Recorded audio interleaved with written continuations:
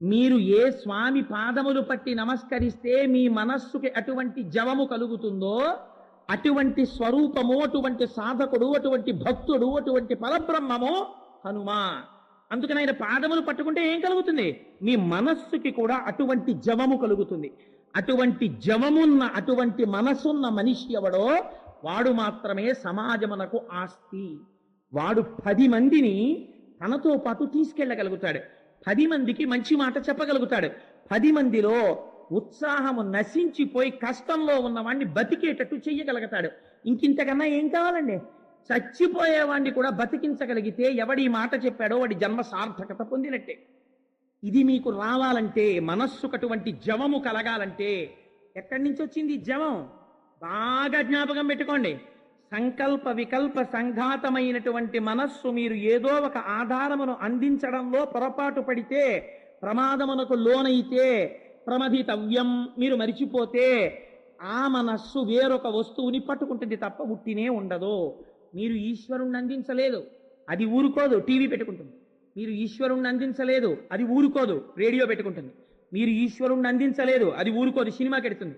మీరు ఈశ్వరుణ్ణి అందించలేదు, అది రోడ్లు పట్టుకు పరిగెడుతుంది. ఏమీ తోచలేదు, మెయిన్ రోడ్లో తిరిగి వస్తానని ఎడతాడు. మీరు అలవాటు చెయ్యడం మొదలు పెట్టండి. 12 స్కంధములు భాగవతం తెచ్చుకుని మీ ఇంట్లో పెట్టుకుని, నేను ప్రతిరోజు 50 పేజీలు భాగవతం అసుర సంధ్య వేళలో నమస్కారం చేసుకుని, నేను సంధ్యావందనం చేసుకున్న తరువాత ఒక్క కప్పు కాఫీ స్నానానికి ముందు తాగేసి, లేనిపోని ప్రమాదాలు తెచ్చేసుకోక్కర్లేదు, కాఫీ కూడా తాగక్కర్లేదా అనకండి. తాగి స్నానం చేసి సంధ్యావందనం చేసుకుని నేను 1 గంట సేపు 50 పేజీల భాగవతాన్ని చాలా నిదానముగా చదువుకుంటాను అని మీరు అలవాటు పెట్టుకున్నారనుకోండి, మీరు 12 స్కంధములు భాగవతం చదవడం మొదలెట్టేటప్పటికీ ఏ రుచీకుడి వృత్తాంతం దగ్గరికో లేకపోతే దక్షయజ్ఞం దగ్గరికో ఎక్కడికో వచ్చేటప్పటికీ మీకు ఒక ఉత్సాహం వస్తుంది. ఇక్కడ వరకు వచ్చాను కదా, తర్వాత కథ ఏమిటి అని. మీరు చదివింది ఉత్తినే పోదు. మీరు వెళ్ళి ఏం చేస్తారంటే, మీ ఆఫీసులో పక్కవాడితో ఖాళీ ఉన్నప్పుడు ఈ మధ్య భాగవతం చదవడం మొదలెట్టానంటే నాకు ఒకటే అర్థం కాలేదు, దూర్వాసో మహర్షి విషయంలోనేమో అంతటి మహర్షి దూర్వాసో మహర్షి దగ్గరికి వెళ్ళేటప్పటికీ సుదర్శన చక్రం వెంటాడిందా, గజేంద్ర మోక్షంలోకి వచ్చేటప్పటికీ అగస్త్య మహర్షి వస్తే ఇంద్రజుమ్నుడు లేవలేదు కాబట్టి ఈయన శాపం పెడితే గజయోనిలోకి వెళ్ళాడా? ఈ 2 విషయాల్లో తేడా ఎందుకు వచ్చిందో నాకు అర్థం కాలేదండి అంటారు. అర్థం కాలేదంటే మీ మనస్సు ఊరుకుంటుంది, పట్టుకుంది. ఇంకా మీరు అక్కడి నుంచి ఎవడైనా భాగవతం చెప్తున్నాడు అన్నారు అనుకోండి, ఓసారి వెళ్ళి విందాం, ఈ విషయం ఏమైనా వస్తుందేమో అని అక్కడికి వెళ్ళడం మొదలెడతారు. ఆయన చెప్పలేదనుకోండి, అయ్యా మీరు ఏమో అనుకోకండి, ఇలా 2ంటికి తేడా ఎందుకు వచ్చిందండి అంటారు. ఆయనకి సమర్థత ఉండి ఆయనకి చెప్పగలిగిన అదృష్టం ఈశ్వరుడు ఇచ్చాడు అనుకోండి, చెప్తారు. ఆయన చెప్పలేకపోయారనుకోండి, ఆయన దోషమేం కాదు, ఆయన ప్రపంచంలో జ్ఞాని ఏం అయిపోవక్కర్లేదు, తను తరించడానికి 4 మాటలు చెప్పుకుంటున్నాడు. అయ్యా నేను ఆ కోణంలో పరిశీలన చేయలేదండి అంటారు. 2 సార్లు ఒక నమస్కారం, తప్పకుండా ఈ మాట ఎప్పుడైనా వేరొకరి దగ్గర ప్రయత్నం చేస్తాను, మీరు కూడా ఈ కోణంలో పరిశీలన చేయండి. మనోజవం, మనస్సుకి వినగలిగిన శక్తినివ్వగలిగినటువంటి వాడి గురించి వింటూ, అందుచేత స్వామి కథ వినేటప్పుడు మనోజవం అని ఎందుకంటున్నానంటే, మీరు మనస్సుకి ఒక ఆశ్రయాన్ని, ఒక ఆధారాన్ని ఇవ్వడం అలవాటు చేశారనుకోండి, మీరు మనస్సుకి ఒక ఆశ్రయాన్ని ఇవ్వలేదనుకోండి, ఆశ్రయాన్ని ఇవ్వకపోతే ఏమవుతుందంటే అది వెతుక్కుంటుంది. అది వెతుక్కుంది అనుకోండి, మిమ్మల్ని ఇంద్రియాలకి లోను చేసేస్తుంది. ఇంద్రియాలకి ఏవి ఇష్టమో అటు ఎడుతుంది. కళ్ళెప్పుడూ దేవాలయానికి వెళ్ళమనవు, టీవీ చూడమంటాయి. అటు తిరిగిందనుకోండి జన్మ వృధా అవుతుంది. మీరు ఈశ్వరుణ్ణి అందించారనుకోండి, దానికి తీసుకొచ్చి మీరు భాగవతాన్ని, రామాయణాన్ని అందించడం మొదలు పెట్టారనుకోండి, చూశారా ఎంత పరీక్ష పెట్టేశారో హనుమ? వెంటనే పరీక్ష పెట్టారు. మనస్సుకు ఆధారం నేనని చెప్తున్నావు కదా, ఇంకోటి కూడా చెప్తే ఒప్పుకుంటావా చూస్తానన్నారు. అందుకని మీరు ఈశ్వరుణ్ణి అందించారనుకోండి, అది ఈశ్వరుడి వైపుకే తిరిగిందనుకోండి, తిరిగితే ఏ వస్తువుని పట్టుకోవడం వల్ల మీరు ఉన్నతిని పొందుతారో, మనస్సుకి ఒక బలహీనత ఉంది, దానికి తప్పు ఉండదు. మీరు రోజు భాగవతం అలవాటు చేశారనుకోండి, మీరు రోజు భాగవతం చదవకుండా పడుకోండి, అయ్యో ఇవాళ నేను భాగవతం చదవలేదు, ఇవాళ నేను భాగవతం చదవలేదు, ఏదో తప్పు చేశాను అంటుంది. మీరు భాగవతం 12 స్కంధాలు ఉత్సాహంగా చదవడం అలవాటు చేసుకున్నారనుకోండి, 12 స్కంధాలు అయిపోగానే అమ్మయ్య దిక్కుమాలను కూడా వదిలిపోయింది అనరు. భాగవతం చదివానండి అంటే ఎవరో ఏనంటాడు, ఒక 6గురిని పిలిచి చక్కగా బ్రాహ్మణులకు భోజనం పెట్టండి, భాగవతం చదివారు కదా అంటాడు. మీ ఇంట్లో అనుకోకుండా భాగవతం చదివారు, మీ ఇంట్లో ఓ ఫంక్షన్ జరిగినాడు భోజనం పెట్టడం గొప్ప విషయం ఏంటండి? 12 స్కంధముల భాగవతాన్ని ఈశ్వరుడు నా చేత చదివించాడండి, వచనమే. కానీ పోతన గారి భాగవతాన్ని వచనంలో చదివాను. 12 స్కంధములకు గుర్తుగా ఒక 12 మంది బ్రాహ్మణులకు సమారాధన చేసుకుంటున్నాను. సాయంకాలం వచ్చి కోటేశ్వరారు భాగవతము యొక్క శ్రవణ ఫలితము కదా పఠన ఫలితము అని ఒక గంట మాట్లాడవయా, నీకు అరవడం అలవాటు కదా అని మీరు అన్నారు అనుకోండి, ఎంత మార్పు వచ్చేసింది చూడండి మీ జీవితంలో. ఓ 12 మందికి భోజనం పెట్టారు, మీ ఇంట్లో చిన్న ఫంక్షన్ ఏర్పాటు చేశారు, మీరు భగవత్ కథ వింటున్నారు. ఇక్కడతో వదిలేస్తుందా? భాగవతం చదివేసి అలా వదిలేయడం ఏంటి? రామాయణం కూడా చదువుదాం అంటారు. అని రామాయణం మంచిది ఎక్కడ దొరుకుతుందండి? వ్యాఖ్యానం అని తిరుగుతారు. అనుకోకుండా రామాయణం అంటున్నారు.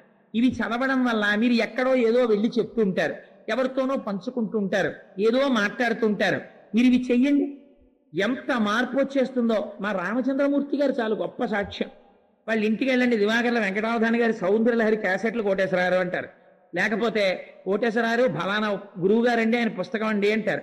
నిజంగా కాపవరం ఎంత సంస్కృతి కలిగిన గ్రామం. కానీ ఇప్పుడు నేను కాపవరాన్ని పొగిడితే వేరేలా అనుకుంటాను. అందుకని నాకు చాలా నచ్చిన విషయం ఏంటంటే భగవంతుడితోటి అనుబంధం పెట్టుకోవడం. అందుచేత మీరు ఈశ్వరుణ్ణి అందించడం చేత మనస్సు ఉన్నతిని పొందుతుంది. ఆ ఉన్నతిని పొందడం, మీరు ఏ వస్తువు అందించాలో ఆ వస్తువు అందించాలి. అది హనుమ నేర్పుతారు. సర్వకాలముల యందు రాముణ్ణి అందించారు హనుమ మనస్సుకి. ఏ స్థితిని పొందారు? భవిష్యత్ బ్రహ్మ అయ్యారు, చిరంజీవి అయ్యారు. మీరు హనుమ పాదాలు పట్టుకుంటే హనుమ మీకు అదే అందిస్తారు. మనోజవం, మీ మనస్సుకి జవమును అందించగలిగిన వస్తువుని మీకు ఇస్తారు. సో అందుచేత చాలా టైము మనోజవంకే అయిపోయింది. మనోజవం మారుతతుల్య వేగం, ఇదో గమ్మత్తైన మాట. మారుత అంటే వాయువు, తుల్య వేగం ఆయనతో సమానమైనటువంటి గాలితో తుల్యమైన వేగము కలిగినటువంటి వాడు. ఆల్రైట్, ఏమవుతుందండి దానివల్ల? ఏమిటి ప్రయోజనం? వాయువు ఎంత వేగంగా వెడుతుంది అంటే ఎవరని చెప్పలేము, అంత వేగంగా వెళ్ళిపోతుంది గాలి. గాలి కన్నా వేగంగా వెళ్ళగలిగినటువంటిది ఏది? మనస్సు. గాలి కన్నా వేగంగా వెళ్ళగలిగినటువంటి మనస్సు వెళ్ళకూడని చోట్లు కన్నింటికి వెళ్ళిపోతున్నప్పుడు నిన్ను అలా వెడుతున్న వాడివని గుర్తించగలిగిన వాడు ప్రపంచమునందు వేరొకడు ఉండడో. జ్ఞాపకం పెట్టు. నువ్వు వెళ్ళకూడని ప్రదేశానికి శరీరంతో వెళ్ళావనుకో, మందలించే పెద్దలు కనబడితే మందలిస్తారు, అయ్యా ఎందుకురా ఇలాంటి చోట్ల తిరుగుతావు అని అడుగుతాడు. కానీ నువ్వు దేవాలయంలో కూర్చున్నావు, మనస్సుతో వ్యభిచారం చేస్తున్నావు. రామకృష్ణ పరమహంస ఒక కథ చెప్తుండేవారు. ఒక ఆవిడ వ్యభిచారం చేస్తుండేది, ఎదురుగుండా ఇంట్లో ఒక సాధు పురుషుడు ఉంటుండేవాడు. ఈ వ్యభిచారిని అనుకునేది, చూడరా తెల్లవారుజామున లేచాడు, గంగకి వెళ్ళాడు, స్నానం చేశాడు, హాయిగా పూజ చేసుకుంటున్నాడు, శిష్యులు వస్తారు, వాళ్ళందరికీ బ్రహ్మసూత్రాలు చెప్తాడు, వేదం చెప్తాడు, భగవత్కర చెప్తాడు, సాయంకాలం అవుతుంది భజన చేస్తాడు, హాయిగా ఇంత ప్రసాదం తింటాడు, పడుకుంటాడు. ఎంత అదృష్టవంతుడు, నా జన్మ ఉంది, ఎందుకు వచ్చిన దిక్కుమాలిన జన్మ? ఓ గంగకి వెళ్ళనా, ఎక్కడికెడతాను, ఎప్పుడు ఏ విటుడు వస్తాడా అని చూస్తాను, ఈ జన్మ ఇలాగే పాడైపోయింది కదా అనుకునేది. ఆయన అనుకునేవాడు, అదిగో చూసావా వచ్చేసాడు కారులో ఎవడో, అయిపోయాడు, సాలిగుట్లో చిక్కుకుపోయాడు, వీడు భ్రష్టుడైపోతాడు అని ఎవరు వస్తున్నారో ఎవరెడుతున్నారో ఇవన్నీ ఆయన కిటికీలోంచి చూస్తుండేవాడు. ఇద్దరి శరీరాలు పడిపోయాయి. ఆవిడ్ని తీసుకెళ్ళడానికి ఈశ్వరుని యొక్క దూతలు వచ్చారు, ఈయన్ని తీసుకెళ్ళడానికి యమదూతలు వచ్చారు.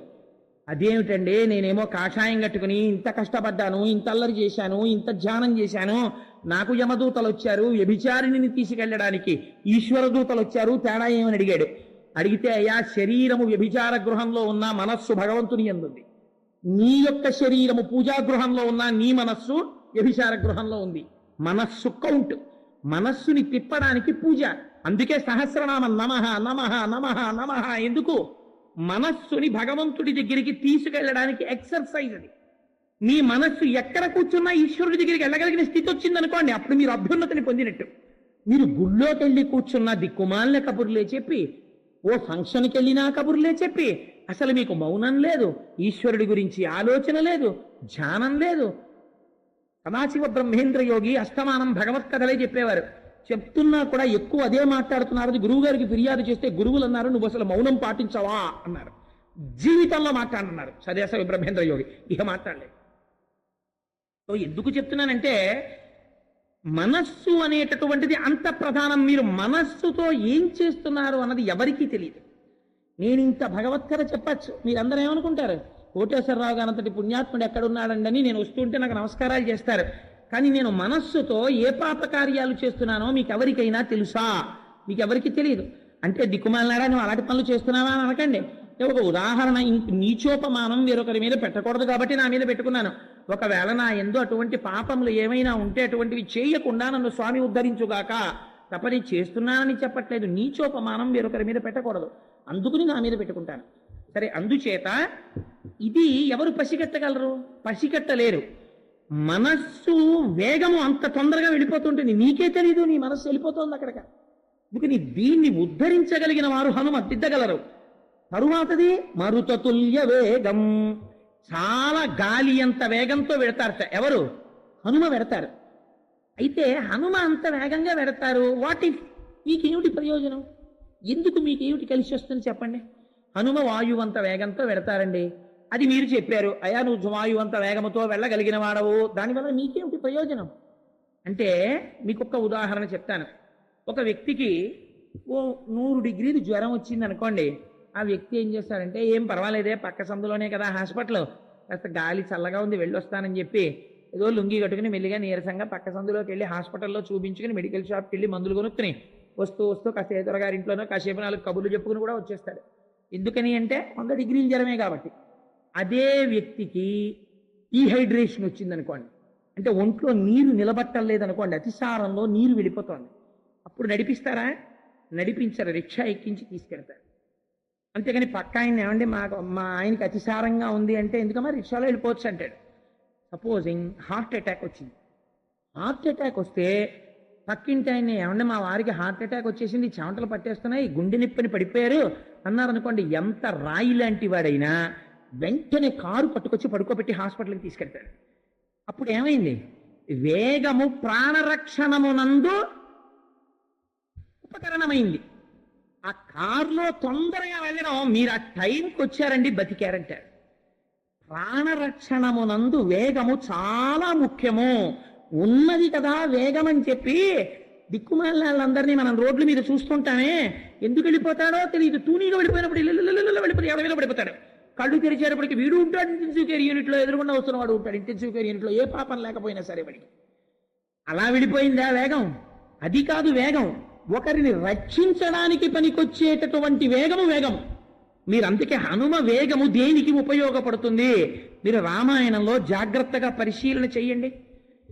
హనుమతో సమానముగా ఎగరగలిగిన వాళ్ళు ఉంటారు రామాయణంలో, కానీ ఎప్పుడెప్పుడు ప్రాణములు పెట్టాలన్నా ఉత్సాహంతో ఎగిరిపోయేవారు హనుమ ఒక్కరే. అందుకే మీకు ఒక ఉదాహరణ చెప్తాను. రామాయణంలో 2 సార్లు హనుమ సంజీవని పర్వతాన్ని తీసుకొచ్చారు యుద్ధకాండలో. ఒకసారి జాంబవంతుడు అన్నాడు, నువ్విప్పుడు వెళ్ళి సంజీవని పర్వతాన్ని తీసుకొస్తే తప్ప రక్షించగలిగిన వాడు వేరొకడు లేడు, అది తీసుకురావాలి అన్నారు. ఈ సంజీవని పర్వతాన్ని 6 నెలలు పట్టుకొచ్చారనుకోండి హనుమ. అక్కడికి వెళ్ళి అడ్రస్ ఎక్కడో తెలియలేదండి, నేను వెతికి పట్టుకొచ్చానండి అని పట్టుకొచ్చారనుకోండి. 6 నెలల తర్వాత ఏముంటుంది అక్కడ? ఆ అస్త్రం చేత బంధింపబడిన వాళ్ళందరూ ప్రాణాలు వదిలేస్తారు కదా. ఇప్పుడు ఏది కావాలి? అత్యంత వేగము ప్రాణరక్షణమునకు ఉపయోగపడింది ఆయన వేగం. ఆయన వేగం 100 యోజనముల సముద్రాన్ని దాటి సీతమ్మ తల్లి దర్శనానికి ఉపయోగపడింది. ఆయనంత తొందరగా వెళ్ళి ఉండకపోతే అసలు సీతమ్మ ఉరిపోసుకున్నటువంటి ఘట్టములో రామకథ చెప్పి ప్రాణములు నిలబెట్టగలిగిన వాడు ఏడి చెట్టు మీద? ఆయన వెళ్ళారు కాబట్టి రక్షింపబడ్డాయి. ఆయనంత తొందరగా వెళ్ళి సంజీవని పర్వతాన్ని తెచ్చారు కాబట్టి వేల వానరములు, కోట్ల వానరములు బతికాయి. వేగము దేనికి పనికొస్తుంది? ఆయన వేగము నిన్ను రక్షించడానికి పనికొస్తుంది. ఉత్తర క్షణంలో ఇప్పుడే ఇక్కడే వస్తున్న కష్టం నుంచి నిన్ను ఉద్ధరించగలిగిన శక్తి వాయువేగముతో రాగలిగినటువంటి హనుమ నిన్ను ఆపద నుంచి పైకెక్కిస్తారు. వాడు వస్తాడు, కానీ ఏం ప్రయోజనం? పోతన గారు అంటారు, కృతజ్ఞావళి బంధుత్వంబులు అంటారు. వాడొకడికి ఉపకారం చెయ్యడు, ఉపకారం చేసిన వాడిని కూడా చూసి తల తిప్పుకుని వెళ్ళిపోతాడు. అలాంటి వాడితో నీకు బంధుత్వం ఉంటే మాత్రం ప్రయోజనం ఏమిటి? వాడేం ఉపకారం చేయడు వాడు. కానీ నువ్వు స్వామి హనుమా అని అన్నారనుకోండి, ఎదురుగుండా పటం కూడా అక్కర్లేదు. ఒక్కొక్క నాడు ఏమీ లేకపోతే పక్కనున్న పుల్ల తీసుకుని కొన్ని దృష్టాంతములు మీరు చదివితే తెల్లబోతారు. మహా కష్టంలో ఉన్న వాళ్ళు, భయానికి లోనైపోయిన వాళ్ళు ఏం చెయ్యాలో తెలియకపోతే చీపురు పుల్ల తీసి ఇసుకలో హనుమా అని రాసి హనుమ హనుమ హనుమ హనుమ హనుమ అంటే లేకపోతే శ్రీ ఆంజనేయం ప్రసన్నాంజనేయం శ్రీ ఆంజనేయం ప్రసన్నాంజనేయం శ్రీ ఆంజనేయం ప్రసన్నాంజనేయం అని కూర్చుంటే అలా అనడంలో అనడంలో అనడంలో తెలియకుండా మీరు, అందుకే ఆంజనేయ నామానికి ఉన్న గొప్పతనం అదే. మీరు చూడండి, కావాలంటే ఎప్పుడైనా ప్రాక్టికల్ గాను మీరు అలా కూర్చుని శ్రీ ఆంజనేయం ప్రసన్నాంజనేయం శ్రీ ఆంజనేయం ప్రసన్నాంజనేయం శ్రీ ఆంజనేయం ప్రసన్నాంజనేయం అని కొంతసేపు అనండి. మీకు తెలియకుండానే ఏదో ఉత్సాహం, ఏదో శక్తి, ఏదో ధైర్యం మీకు వచ్చేస్తాయి. అందుకే ఇప్పటికీ పెద్దలు అంటారు, మీ కష్టమునకు మీకు సమాధానం తెలియకపోతే కడిగిన పుల్ల ముక్కొకటి తెచ్చి సుందరకాండకి నమస్కారం చేసి సుందరకాండలోకి కళ్ళు మూసుకొని పుల్ల ముక్క గుచ్చి మీరు సుందరకాండ తెరిచి చూస్తే మీకు ఆ నమ్మకం ఉంటే మీ కష్టానికి సమాధానం ఆ పేజీలో ఉంటుందంటారు. ఎందరో అలా పరిష్కారాలు పొందిన వాళ్ళ వృత్తాంతాలు నాకు తెలుసు. ఎప్పుడు ఫలిస్తుంది? సుందరకాండ ఔషధంగా పనిచేసేస్తుందంటే ఇంట్లో ఉంటే. ప్రతివారం వచ్చే పత్రికలు ఇన్ని తెచ్చి కట్టి బైండ్ చేయించి ఇంట్లో పెడితే నిన్ను రక్షించావు. సుందరకాండ నిన్ను రక్షిస్తుంది. ఇంట్లో 50 రూపాయలు పెట్టి సుందరకాండ కొంత ఇచ్చి ఇంట్లో పెట్టుకోలేవు, పెట్టుకోగలవు, నీకు శక్తి ఉంది, కానీ నీకు పూనిక లేదు, నువ్వు కొనవు. నీకు అక్కర్లేదు రామాయణం, నీకు అక్కర్లేదు సుందరకాండ, నీకు అక్కర్లేదు హనుమమూర్తి. 1000 రూపాయలు పెట్టి పనికి మాలినటువంటి క్యాన్వాస్ మీద ఇంకు చిమ్మిన చిత్రాలు తెచ్చి ఇంట్లో పెట్టుకుంటావు. ఒక్క ప్రసన్నమైనటువంటి హనుమ యొక్క మూర్తిని అక్కడ పెట్టి లేవగానే మనోజవం మరుతతుల్య వేగం అని నువ్వంటే కొన్ని కోట్ల వానరముల రక్షించిన చిరంజీవిని ఎందుకు రక్షిస్తారు? రక్షించి తీరుతారు. నీకు ఆ పూనిక లేదు, నువ్వు పొందవు రక్షణ. ఇది ఆయన వేగము నీ రక్షణ మనకు హేతువు. అంత తొందరగా వచ్చి రక్షిస్తాడు. అందుకే మన వాళ్ళు మాట అంటారు చూడండి, కష్టంలో ఉన్నప్పుడు ఫోన్లు తాలూకా డైరెక్టరీ తిప్పితే ఎవరు పడితే వాళ్ళకి ఫోన్ చేయరు. ట్రస్ట్ వర్దీనెస్ అని ఒకటి ఉంటుంది. మీరు ఒక చోట ఉండిపోయారు అనుకోండి, మీకు కష్టం వచ్చింది అనుకోండి, అప్పుడు మీకు నమ్మకము ఎవరి మీద ఉన్నదో అతనే మీకు జ్ఞాపకానికి వస్తాడు. నేను మొన్న నా ఆఫీస్కి 10ంటికి రావాలి, కానీ 3 గంటల వరకు రాలేని పరిస్థితి వచ్చింది. ఎవరి పేరు ముందు జ్ఞాపకానికి వచ్చింది? అచ్చయ్య శాస్త్రి గారి పేరు జ్ఞాపకానికి వచ్చింది. ఎందుకని? నా కష్టం తన కష్టంగా ఆలోచించగలిగిన వ్యక్తి, అవసరమైతే అడ్డగలిగిన వ్యక్తి, ఏదైనా ఆపదొస్తే సమర్థించి చెప్పగలిగిన వ్యక్తి. నీకు ఎవరి మీద విశ్వాసం ఉందో వాడు నీకు జ్ఞాపకానికి వస్తాడు. ఇంత ఎండబడి వస్తున్నాను, నన్ను ఎవరు తీసుకెడతారు? ఇప్పుడు నీరసపడిపోయాను, స్నానం చేయలేదు, భోజనం చేయలేదు, వడదెబ్బ తగులుతోంది, దొరగారు జ్ఞాపకానికి వస్తారు. ఎందుకు జ్ఞాపకానికి వస్తారు? నీకున్న పూనికి అటువంటిది వారి యందు. నీకు కష్టంలో ఉన్నప్పుడు ఆదుకునే తత్వం ఎవరి యందుందో వారు మాత్రమే జ్ఞాపకానికి వస్తారు. నువ్వు గృహప్రవేశం చేస్తున్నావు అనుకో, వారం రోజులు ముందు కూర్చుని లిస్టు రాస్తావు, ఎవరెవరిని పిలుద్దామని. అప్పుడు ఆరాంసే రాస్తావు. మీ అమ్మాయిని అడుగుతావు, ఎవరైనా ఉన్నారేంటో నీ ఫ్రెండ్స్ ఇంకాను అని అడుగుతావు. మీ అబ్బాయిని అడుగుతావు, ఎరా నాన్న నీకు ఎవరైనా ఫ్రెండ్స్ ఉన్నారా పిలవలసిన వాళ్ళు అని అడుగుతావు. అప్పుడు చాలా తేలికగా ఆలోచిస్తావు. కష్టం వచ్చినప్పుడు నీ మనస్సు ఎవడు రక్షకుడని నమ్ముతుందో వాడి యందు ప్రచోదనం అవుతుంది. ఎందుకు ప్రచోదనం అవుతుంది? విశ్వాసం. ఈ విశ్వాసము నీకు భగవానుని యందుంటే, హనుమయుండుంటే ఆయన కూడా మారుతతుల్య వేగం, గాలంత వేగంతో వచ్చి నిన్ను రక్షించగలరు. ఆయన వాయుపుత్రుడు కాదు. కాదు, ఇంకొక గొప్ప రహస్యం. నమస్తే వాయోత్తమేవ ప్రత్యక్షం బ్రహ్మాసి. వాయువునకు వాయుపుత్రునకు తేడా లేదు. తండ్రికి కొడుక్కి అభేదం శాస్త్రంలో. ఆత్మా వైపుత్రనామాసి. తండ్రి శరీరాన్ని వదిలిపెట్టి కొడుకు శరీరంతో జీవితాన్ని పొందుతాడు అంటుంది శాస్త్రం. అందుచేత తండ్రికి కొడుక్కి భేదం లేకపోతే వాయువునకు హనుమకు తేడా లేదు. శరీరం ఎప్పుడు పడిపోతుంది? వాయు చలనం ఆగిపోతే పడిపోతుంది. అందుకే చచ్చిపోయే వాళ్ళు కూడా బతుకుతారు సుందరకాండ వింటే అంటారు. ఎందుకని? హనుమ వైభవమే వాయువు యొక్క వైభవం. నీ వాయువుని నిలబెడుతుంది. ఇంకింతకన్నా నీకేం కావాలి? అందుకని మారుతతుల్య వేగం జితేంద్రియం. స్వామి గురించి ఒక మాట అంటారు, జితేంద్రియం. ఆయన ఇంద్రియములను జయించినవాడు. బాగా జ్ఞాపకం పెట్టుకోండి. ఇంద్రియములను అణగదొక్కడానికి, ఇంద్రియములను జయించడానికి అస్థివశకాంతర భేదం ఉంటుంది. ఇంద్రియములను ఎవడు అణగదొక్కుతాడో వాణ్ణి ఇంద్రియములు పావులు కరిచినట్టు కరిచేస్తాయి ఒకనాడు. తపస్సు చేసే వాళ్ళల్లో చాలా మంది రాక్షసులు భ్రష్టులు ఎందుకు అవుతారో తెలుసా అండి? ఇంద్రియాల్ని బలవంతంగా అణిచిపెడతారు కొంతకాలం వాళ్ళు తప్ప వాళ్ళు ఇంద్రియములను స్వాధీనం చేసుకోలేదు. వాళ్ళకి స్వాధీనం కాలేదు ఇంద్రియం.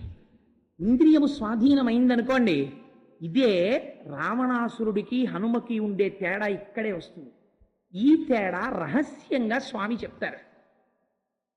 రావణాసురుడు తెల్లవారి లేస్తే త్రికాల సంధ్యావందనం చేస్తాడు, వేదం చదువుకున్నాడు, ఘన జటా చెప్పాడు, మంత్రములన్నీ తెలుసు, సాక్షాత్తుగా చతుర్ముఖ బ్రహ్మగారి యొక్క మునిమనవడు, లోకములనన్నింటినీ జయించినవాడు, అష్ట దిక్పాలకులను వశము చేసుకున్నవాడు. ఇంతటి వాడు హనుమని చూశారు. హనుమ రావణాసురుణ్ణి చూశారు.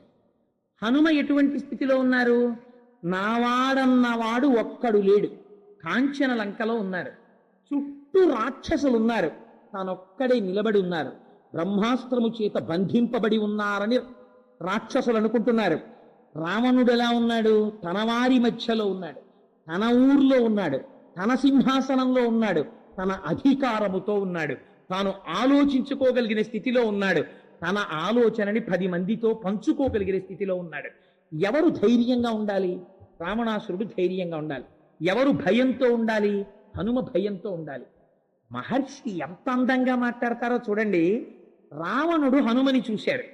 శంకాహృతాత్మా దగ్జౌచా కపీంద్రం తేజసామృతం కిమేష భగవాన్ నందీ భవేత్ సాక్షాద్విహాగత ఏన శప్తోస్మి కైలాసే మయా సంచలితే పురా అన్నాడు. వాడికి భయం వేసింది అన్నాడు. భయం వేయడం ఏమిటండి? మీరు చెయ్యకూడని తప్పులు ఏవో చేసి ఉంటే మీ మనస్సులో నిద్రాణముగా భయం ఉంటుంది. నేను చేసిన పాపం సామాన్యమైంది కాదు, కట్టి కుడిపేసే పాతకాలు చేశాను. ఏమో ఏ రూపంలో ఇవి కట్టి కుడుపుతాయో అని మీకు ఎప్పుడు భయమే. అందుకే వాడు హనుమని చూడగానే భయపడ్డాడు. ఇంత తేజస్సేమిట్రా అన్నాడు.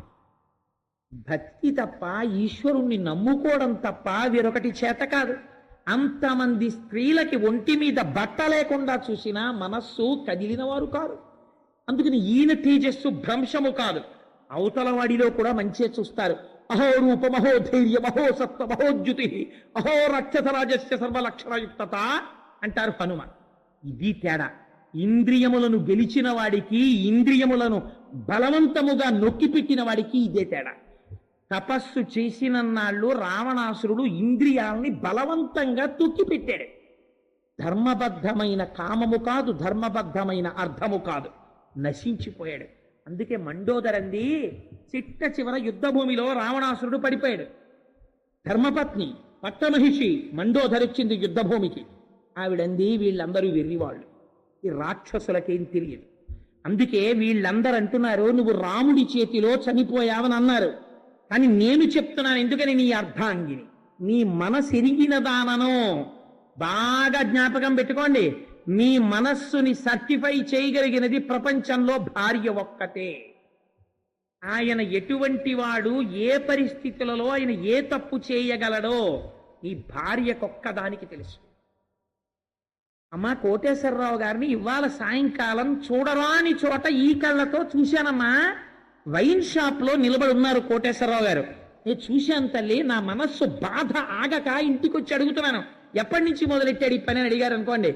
మా ఆయన అను నవ్వు నవ్వి, పిచ్చాడా, వైన్ షాప్కి పువ్వుల కొట్టుకి తేడా కనిపెట్టకుండా 100 రూపాయల కాగితానికి చిల్లరకి గబుక్కులకి వెళ్ళిపోయి ఉంటుంటాడు మా ఆయన. అంటే నా గొప్పకి చెప్పాను అనుకోకండి, నీచోపమానం కాబట్టి మళ్ళీ నా మీద పెట్టుకున్నాను తప్ప. అక్కడ కనపడినంత మాత్రాన్ని తాగేసినట్టే అన్నయ్య గారు కాసేపు కూర్చుని కప్పు కాఫీ తాగండి వస్తారు చూద్దరు కానీ అంటే వీడు కూరగాయల సంచి పట్టుకుని వచ్చేస్తాడు. ఏమండి 100 రూపాయల చిల్లర ఎక్కడ మార్చారు అంటే, అవును ఎదురుకుండా ఆ వైన్ షాప్లోకి వెళ్ళి మార్చాను, ఏం కష్టం తప్ప అంటాడు. ఎందుకని? ఆయనకి అక్కడ 100 రూపాయల చిల్లర అంటే ఇంకో దాంతో ఆయనకేం ప్రమేయం లేదు. ఇంద్రియాలని తొక్కిపెట్టిన వాడికి, ఇంద్రియాలని గెలిచిన వాడికి చాలా తేడా ఉంటుంది. అందుకే మండోదరంది, నువ్వు రాముడి చేతిలో చచ్చిపోలేదు, నీ ఇంద్రియముల చేతిలో నువ్వు చచ్చిపోయావండి. లేకపోతే పెచ్చాడా, నీకు 1000 మంది భార్యలు ఉన్నారు లంకలో, సీత కావాల్సి వచ్చిందిరా నీకు. నీకు చెప్పాను, నీకంటర్పిత కలపాశము. మండోదరి చెప్పినట్టు రామాయణంలో లేదు. మరి ఎలా చెప్పిందండి? భార్య భర్తకి చెప్పింది ఎవరూ రాయకూడదు, ఏకాంతంలో చెప్తుంది. వీడి మానసిక దౌర్బల్యం తెలుసు కాబట్టి, ఏమండి ఆ పనులు చేయకండి ప్రమాదం అని చెప్తుంది. అందుకని వాల్మీకి ఇక్కడ చెప్పిస్తున్నారు యుద్ధభూమిలో. నీకు చెప్పాను ఆ రోజున, ఎందుకురా నీకు సీత, నీకంటర్పిత కలపాశము శిరోనిర్ఘాత పాతంబు లంకౌక సంచయ కలరాత్రి గలబద్ధోదగ్ర కలాహి కన్యాకారాగత మృత్యువున్ జనక కన్యన్ వేగ నొప్పించి లోకైకత్రాను నిరామునింకనుము అని చెప్పాను. విన్నావా? వినలేదు. అని ఒక మాట అంది. ఏరా, సీత నాకన్నా పతివ్రత, అందగత్య, నాకన్నా ఏం కనపడి సీతని తెచ్చి చచ్చావురా నువ్వు అందావిడ. ఎందుకు ఈ మాట అందో తెలుసా అండి? నువ్వు చచ్చిపోతే నీకు సంస్కారం చేయడానికి తమ్ముడు మిగిలాడు విభీషణుడు. రేపు నేను చచ్చిపోతాను, నాకెవడిని మిగిల్చావురా నువ్వు అని అడిగింది ఆవిడ. ఇంద్రజిత్తు లాంటి కొడుకుని కన్నాను, కానీ మిగిల్చావా? నీ స్త్రీ వ్యామోహానికి నా కొడుకు చచ్చిపోయాడు, కొడుకులందరూ చచ్చిపోయారు, బంధువులందరూ చచ్చిపోయారు, నువ్వు చచ్చిపోయావు. నీకు విభీషణుడు అంత్యేష్టి సంస్కారం చేసేస్తాడు, నేను చచ్చిపోతాను. ఎవడు రా నా శరీరాన్ని దహనం చేయడానికి? నిన్ను కట్టుకున్న పాపానికి నా శరీరానికి సంస్కారం చేసేవాడిని మిగల్చకుండా చచ్చావు. ఎందుకు చచ్చావు తెలుసా? నీ ఇంద్రియములు చంపేసేదా నిన్ను. నీకు తీరలేదు కాంక్ష, కాంక్ష, నీ కామవాంఛ నిన్ను చంపేసింది రా రావణ. మరి మా స్వామి ఉన్నారు హనుమ. సవేష్మజాలం బలవాన్ దదర్శ వ్యసక్త వైఢూర్య సువర్ణజాలం యథా మహత్స్రా వృషిమేఘజాలం విద్యుచ్చినద్దం సవిహంగజాలం. ఎంత గొప్ప మాటలు చెప్తారండి. గృహాని నానా వసురాజితాని దేవాసురైశ్చాపి సుపూజితాని సర్వైశ్చ దోషై పరివర్జితాని కపిర్దర్శ స్వబలార్జితాని అన్నారు వాల్మీకి మహర్షి. ఓ ఎంత గొప్ప అంతఃపురాలు, ఎటువంటి విమానాలు! అంతఃపురాల్ని ఎంత వర్ణించారో, పుష్పక విమానాన్ని ఎంత వర్ణించారో. ముత్యాలతో కట్టిన జాలు, బంగారు స్తంభాలు, బంగారు అరుగులు, బంగారు మేడలు, ఇన్నింటిని చూశారు. ఎలా చూశారు? బలవాన్ దదర్శ. ఎందుకు వచ్చిన గొడవరా ఇవన్నీ, ఎందుకు వచ్చిన గొడవరా ఇవన్నీ అంటూ చూశారు తప్ప. అబ్బాయి ఎంత బాగుందిరా ఈ బిల్డింగ్, ఎంత బాగా కట్టాడురా, ఆర్కిటెక్చర్ ఎక్కడ తెచ్చాడో, ఎవడు ప్లాన్ చేశాడో, ఏమి బాల్కనీరా, ఏమి హాల్ డిజైన్ రా అని అన్నారనుకోండి వాల్మీకి మహర్షి, అన్నారనుకోండి హనుమ, సీతమ్మ దర్శనం అవ్వదు. ఇన్ని చూస్తూ నాకేం కావాలి? అవ్యక్త రేఖామివ చంద్రరేఖాం త్వం సుప్రసిద్ధామివ హేమరేఖాం క్షత ప్రరూఢామివ బాణరేఖాం వాయుప్రభిన్నామివ మేఘరేఖాం ఉష్ణార్థితాం స్వానుసృతాస్రకంఠీం పురావరార్హోత్తమనిష్కకంఠీం సుజాత పక్ష్మామభిరక్త కంఠీం వనే ప్రవృత్తామివ నీలకంఠీం. నాకు ఇవక్కర్లేదు. మా అమ్మ కన్నుల వెంట నీరు కారుతుండగా అయ్య కట్టినటువంటి దీర్ఘమైన మంగళసూత్రంతో నల్లని కన్నులతో రామా రామా రామా అని తపస్సు చేస్తున్న సీతమ్మ దర్శనం కాలేదేమని వీటిని చూడకుండా ఉంటే సీతమ్మ అన్వేషణ జరగదని చూశారు తప్ప చూడడమునందు ఇష్టము లేకుండా చూస్తూ వెళ్ళిపోయారు. ఇది ఇంద్రియములను గెలవడం అంటే. ఇంద్రియాని బలిష్టాని యుక్తాని మానద ఉపక్వశ్య ప్రకుర్వంతి వికారాం స్థాననేకశ అంటాడు మహానుభావుడు వేదవ్యాసుడు దేవీ భాగవతంలో. ఇంద్రియములు చాలా బలిష్టమైనవి. పిచ్చవాడా, లోకములన్నీయున్ గెలిచినాడ ఇంద్రియానీకము చిత్తమున్ గెలువనేరవు నిన్ను నిబద్ధు చేయు భీషణ శత్రులార్గుర ప్రభిన్నుల చేసిన రాణికోటిలో నీకు విరోధి లేదొకడు నిర్పుణ చూడుము తనవీశ్వర అంటారు పోతన గారు ప్రహ్లాదోపాఖ్యానంలో. అందుచేత ఎవరు పరమశత్రువులు? ఇంద్రియములు పరమశత్రువులు. ఎప్పుడు ఏ క్షణంలో కాటు వేయించేస్తాయో తెలియదు. అటువంటి ఇంద్రియములను గెలిచాడనేమిటి గుర్తు? తను ఎక్కడికి వెళ్ళాడో జ్ఞాపకం ఉండదు. తను ఎంతంత అంతఃపురాల్లోకి వెళ్ళాడో జ్ఞాపకం ఉండదు.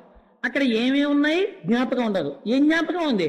ఆ ఇంట్లో ఎక్కడో పెట్టిన ఒక భగవన్మూర్తి జ్ఞాపకానికి ఉంది. ఆ ఇంట్లో కట్టుకున్న ఒక చిన్న పూజా మందిరం జ్ఞాపకానికి ఉంది. ఆ ఇంట్లో వాడుకుంటున్న ఆచమన పాత్ర జ్ఞాపకానికి ఉంది. ఆ ఇంట్లో ఆవిడ పట్టు చీర కట్టుకుని నడిచొస్తుంటే ఆవిడలో లక్ష్మీ దర్శనం చేసి ఆ తల్లి నిజంగానే నడిచొస్తుంటే లక్ష్మీదేవి దర్శనం పొద్దున్న చేసినట్టే ఉంటుంది అంటాడు. ఈ దర్శనం ఎక్కడుందో దాని యందు ఇంద్రియముల యొక్క జయము ఉన్నది. అందుకే గురువులు శిష్యుణ్ణి ప్రశ్న వేసి చూస్తారు, ఎక్కడ ఆగుతున్నాడు వీడి దృష్టి అని. అంటే యాక్షన్ 500 కాదు, నిజంగా వాడి మనస్సులోకి ఇవి ఏవి వెళ్ళకూడదు. కామ క్రోధ చలోభశ్చ దేహే తిష్టంతి తస్కరాః జ్ఞానరత్నాపహారాయ తస్మాత్ జాగ్రత్త జాగ్రత్త అంటారు మహానుభావుడు శంకర భగవత్పాదులు. ఎప్పుడొచ్చి కాటేసేస్తాయో తెలియదు, ఎప్పుడొచ్చి కబళిస్తాయో తెలియదు. బలవంతంగా తొక్కి పెట్టి తపస్సు చేశాడు రావణాసురుడు, గెలిచారు హనుమ. అందుకే స్వామి సువర్చలా సహిత ఆంజనేయ స్వామి సంతానం చూపించండి ఉండదు. ఎందుకని? గృహస్థాశ్రమంలో ప్రవేశించకపోతే పైన మహానుభావులు ఉన్నారు, హేమగర్భుడున్నాడు, పింగాక్షుడున్నాడు, కేసరి ఉన్నారు, తాను 4వ తరంలో ఉన్నారు. తన ముందు ఉన్నటువంటి ముత్తాత తాత తండ్రి కరించాలి. గృహస్థాశ్రమంలోకి వెళ్ళారు. ఆవిడ అటువంటిదే, అందుకే ఆవిడ హనుమని స్వీకరించింది. ఇద్దరికీ ఎప్పుడూ ఈశ్వరానుగ్రహం, రామనామ జపం తప్ప కామమే లేదు, సంసారమనందు కోరిక లేదు.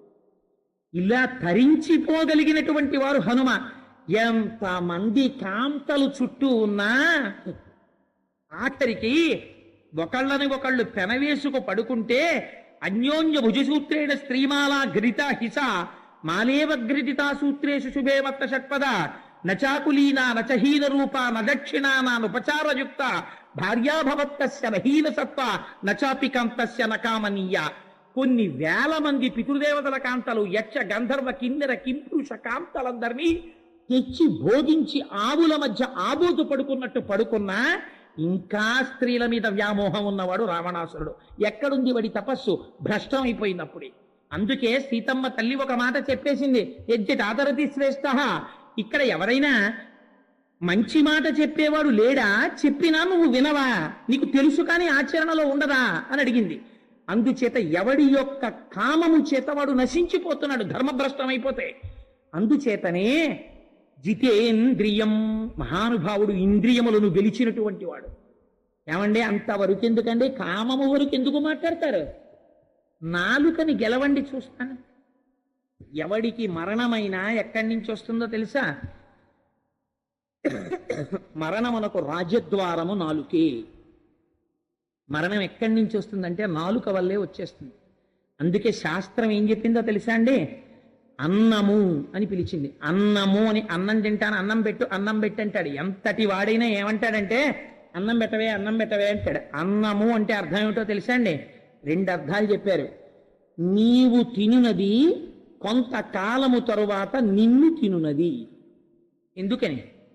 నువ్వెందుకు తింటావంటే ఇది ఈశ్వరానుగ్రహంగా ప్రసాదంగా. నువ్వు ఎప్పుడైనా భోజనం చేసేటప్పుడు సత్యం తర్తేన పరిశించామి అని తిప్పి తింటే అది ఈ శరీరము నిలబడి శరీరములో ఉన్న శక్తి ఈశ్వరానుగ్రహము కొరకు వెచ్చింపబడాలని తిన్నది ప్రసాదం. నువ్వు రుచులు తెలుసుకోవడానికి తినడం మొదలుపెట్టావు.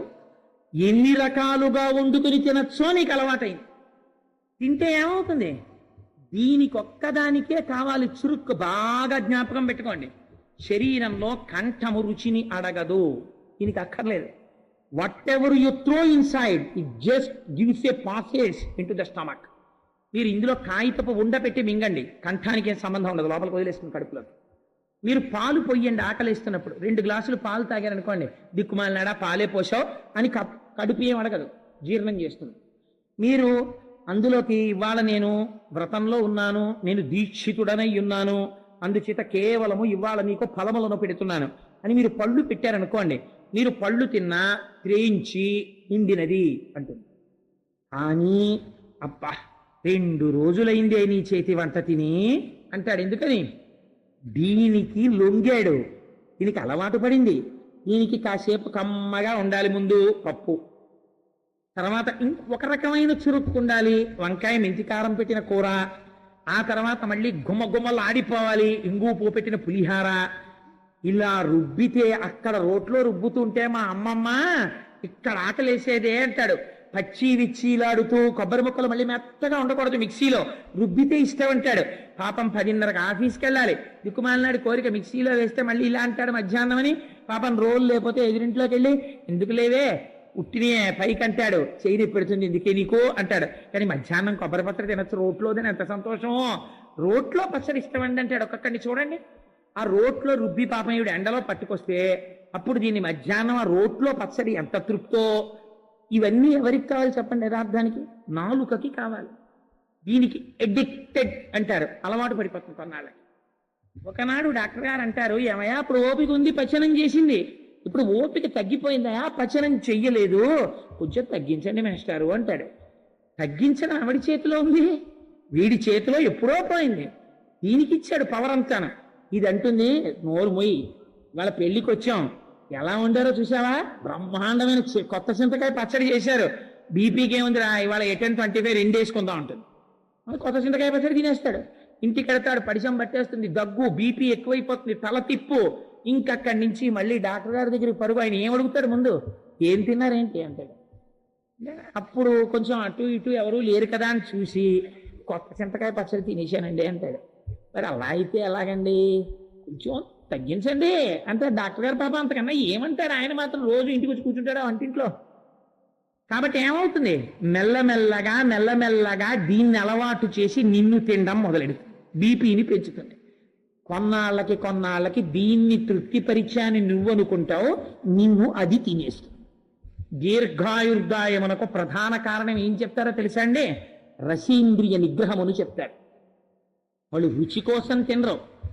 9:30కి ఇంటికి వస్తే మహానైవేద్యం పెట్టినటువంటి ఘుమఘుమలాడిపోతున్న పులిహార అని పెట్టినా సరే, ఎంత నిష్కర్ష అంటే పొద్దున్న 4 ఖర్జూర పళ్ళే తప్ప ఓ చెంచాడు పులిహార ప్రసాదం కాబట్టి కళ్ళకద్దు వేసుకుంటారు, కానీ మా దొరగారి నోట్లో పులిహార తినరే.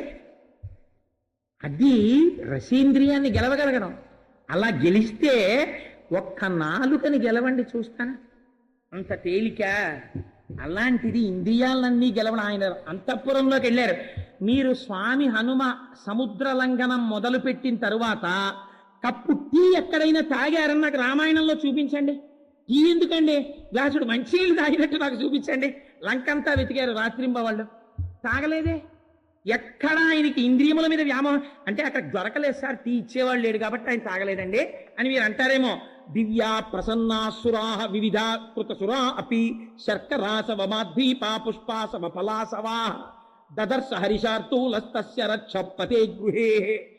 ఎన్ని వర్ణించారు, నెమలి మాంసం, కోడి మాంసం, మేక మాంసం, గొర్రె మాంసం, గోడ మీద బల్లి మాంసం తప్ప అన్ని వండించి పెట్టారు అక్కడ. సువాసనలు తల్లి పిల్లాన్ని పిలిచినట్టు పిలిచాయి. అయినా తినలేదే హనుమ, తాగలేదే హనుమ. సీతమ్మ మాత్రమే నాకు ధ్యేయం, ఆవిడని వెతకడమే నాకు కావాలి, ఇవన్నీ నాకు అక్కర్లేదని వెళ్ళిపోయారు. అటువంటి వారు. అందుకని జితేంద్రియం ఇవన్నీ ఒకెత్తండి. అసలైన ప్రైక్షోట్ ఉంది, ఇవన్నీ నిగ్రహించచ్చు.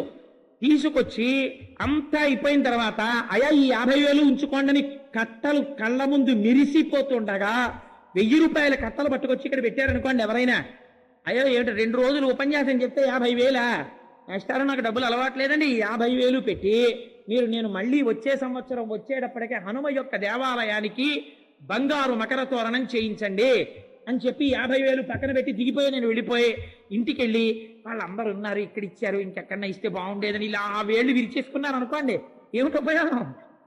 మీరు మళ్ళీ దీని గురించి ఎప్పుడు మీకు జ్ఞాపకం రాలేదనుకోండి, రాకపోతే అప్పుడు మీరు జితేంద్రియం మనస్సుని గెలిచినట్టు. ఎవరెదురొచ్చారండి సముద్రం దాటుతున్నప్పుడు హనుమకి? మైనాకుడు వచ్చాడు, బంగారు పర్వత శిఖరములు ఎదురొచ్చి నిపత్య మమ శృంగేషు విశ్రమస్య యథాసుఖం, ఒక్కసారి మా దగ్గర వాలి చక్కగా 4 పళ్ళు తిని బంగారు శిఖరముల మీద పడుకుని హాయిగా విశ్రాంతి తీసుకో అన్నారు అనుకోండి. అంటే అబ్బా చాలా బాగుంది అని చెప్పి అక్కడ దిగిపోయారనుకోండి హనుమ, అయిపోయిందంటే సుందరకాండ. ఇంకక్కడతో ఇంకేముండదు, ఇంకెగర్రు.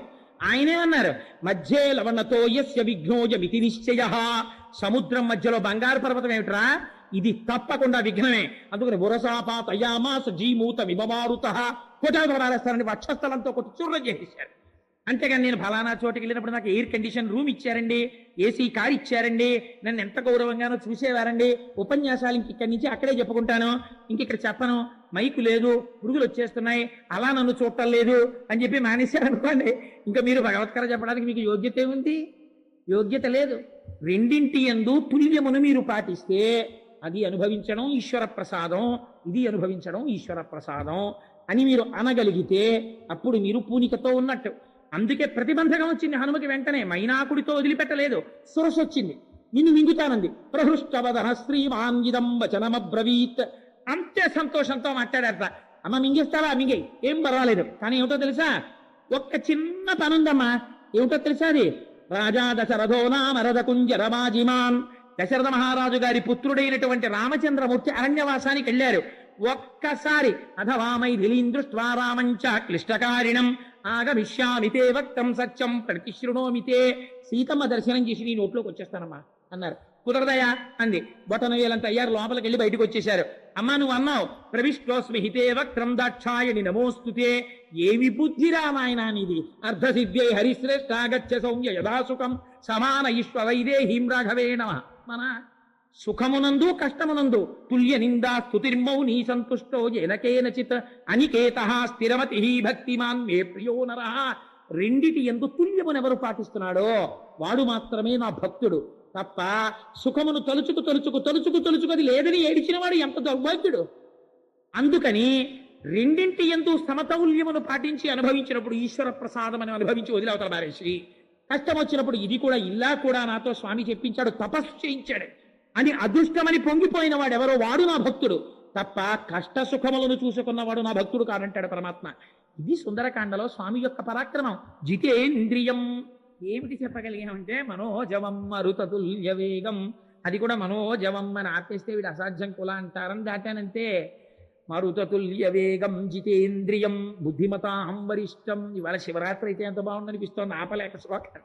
సరే, అందుచేత ఇంతకీ నేను ఎందుకు చెప్పవలసి వచ్చింది అంటే హనుమ యొక్క గొప్పతనమేమి అంటే మహానుభావుడి గురించి జాంబవంతుడు ఒక మాట చెప్పాడు యుద్ధకాండలో. ఇంద్రజిత్ ఎటువంటి బాణాలు కొట్టాడంటే కనురెప్పలకు కూడా కొట్టేశాడు ఇలాగా. మళ్ళీ ఇలా కనురెప్ప వేయకుండా అందరూ పడిపోయారు. ఒక్క విభీషణుడు హనుమ మాత్రమే లేచున్నారు.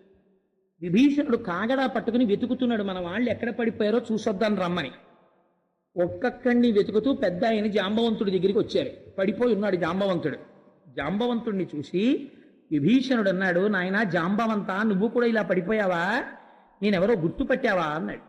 సాధారణంగా పడిపోయిన వాడిని ముందే ఏమంటామండి, ఆయనకి స్పృహ ఉందో లేదో నన్ను గుర్తుపట్టారా మాస్టారు అంటారు. వెటకారం అయితే మాస్టర్ మేము గుర్తున్నావా అంటారు. అందుకని ఆయన దగ్గరికి వెళ్ళి నన్ను గుర్తుపట్టావా అన్నాడు విభీషణుడు. అంటే ఆయన అన్నాడు, నాయన ఇంద్రజిత్తు నా కను రెప్పల మీద కూడా బాణం కొట్టాడురా, నా ప్రాణములు శోషించిపోయాయి, అందుకని నేను కను తెరిచి నిన్ను గుర్తుపట్టగలిగిన శక్తి ఇప్పుడు లేదు. ఎందుకని చూసినా కన్ను నీరసపడిపోయింది, గుర్తుపట్టలేదు. కానీ నీ కంఠధ్వని చేత నిన్ను గుర్తుపడుతున్నాను, నువ్వు విభీషణుడు అనుకుంటున్నాను అన్నాడు. అంటే అవును తాత, నేను విభీషణుడను అన్నాడు. అంటే జాంబవంతుడు అన్నాడు, ఇంటికి పెద్ద ఆయన లాంటి వాడు జాంబవంతుడు అంటే బ్రహ్మగారి అంశ. ఆయన ఆవలిస్తే పుట్టాడు ఆయన. వానరేంద్రం మహేంద్ర భయింద్రో వాలినముర్జితం అంటారు బాలకాండలో. దేవతాంశలతో వచ్చారు వాళ్ళు. అటువంటి జాంబవంతుడు అన్నాడు, ఏ మహానుభావుణ్ణి తన గర్భవాసము చేయించిన తదుపరి కన్నదో, అలా కనడము చేత తాను పునీతురాలైనదో అటువంటి అంజనాదేవి యొక్క కుమారుడైన ఆంజనేయుడు కుశలమా? ఒక బిడ్డన్ని పొందితే, ఒక మహాభక్తుణ్ణి పొందితే, ఒక లోకోపకారిని చూస్తే ముందు ఏమంటారో తెలుసా అండి? అయ్యా మిమ్మల్ని కన్న మీ అమ్మగారు ధన్యురాలండి అంటారు. అందుకే పోతన గారు ఓ మాట అంటారు, ఎందుకురా కలుగనేటికి తల్లుల కడుపు చేటు, పాపం వాళ్ళని బాధ పెట్టడం తప్ప ఎందుకురా నీ జన్మ? ఎప్పుడైనా భగవంతుడిని స్మరించావురా? చేతులారంగ శివుని పూజింపడేని, నోరు నొవ్వంగ హరికీర్తి నుడువడేని, దయయు సత్యంబులోనుగా తలపడేని, కలుగనేటికి తల్లుల కడుపు చేటు అంటారు. ఇది హనుమ యొక్క ప్రాజ్ఞత. జాంబవంతుడు ఏమన్నాడో చూడండి, అటువంటి అంజనాగర్భ సంభూతుడైనటువంటి ఆంజనేయుడు కుశలమా అన్నాడు. అంటే విభీషణుడు అన్నాడు, తాత పరాకుపటావు, ఎవరి గురించి అడగాలి? ఇక్ష్వాకు వంశ సంజాతుడై ఎవరి ధర్మము చేత ఇవాళ సేతువు కట్టబడిందో, ఎవరు సాక్షాత్తుగా రామో విగ్రహవాన్ ధర్మ సాధు సత్యపరాక్రమ అని పిలవబడ్డాడో, ఎవడు 14,000 మంది రాక్షసుల్ని ఒక్కడు నిహతుల్ని చేశాడో, ఎవడు ధర్మమూర్తియో అటువంటి రాముడు కుశలమా అని అడగాలి. అటువంటి రాముణ్ణి అనుగమించి నిస్వార్థంగా వచ్చిన లక్ష్మణుడు కుశలమా అని అడగాలి. లేదా వానరరాజు సుగ్రీవుడు కుశలమా అని అడగాలి. యువరాజు అంగదుడు కుశలమా అని అడగాలి. వీళ్ళందరినీ వదిలి ఆంజనేయుడు కుశలమా అని అడిగావు. ఇది నువ్వు తెలిసి అడిగినదేనా, ఏమైనా మర్మమున్నదా అని అడిగాడు. అయితే ఆయన అన్నాడు నవ్వి జాంబవంతుడు, తస్మిన్ జీవతి వీరేతో హతమప్యహతం బలం హనుమాన్ జుజిత ప్రాణి జీవంతోపి వయం హతాహ. నాయనా నేను ఎందుకు ఈ మాట అన్నానో తెలుసా విభీషణ? మొత్తం సైన్యమంతా మరణించినా హనుమ ఒక్కరు బ్రతికుంటే అందరూ బతుకుతారు. మనందరం బతికుండి హనుమ ఒక్కరు శరీరం విడిచిపెట్టేస్తే మనందరం పోతాం.